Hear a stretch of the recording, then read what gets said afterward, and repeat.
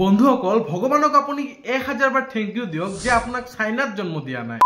China তো বহুত develop হকুলৈ জানে কিন্তু ইয়াৰ ডাৰ্ক সাইডটো আজি মই কম মানে একেবাৰে মাথা নষ্ট হৈ যাব।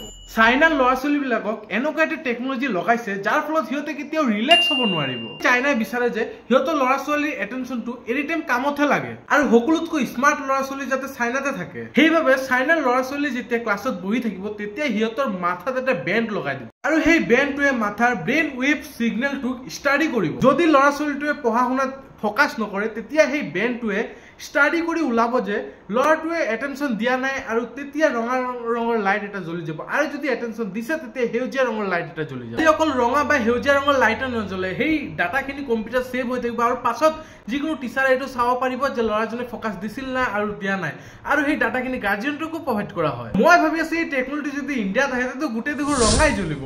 জোক সেপাৰেট এই টেকনলজিটোৰ কাৰণে বহুত নেগেটিভ ইম্পেক্ট দেখা গৈছে মানে পানিশমেন্ট অফ বিং আনফোকাস মানে অকণ বেছি হৈ যায় না।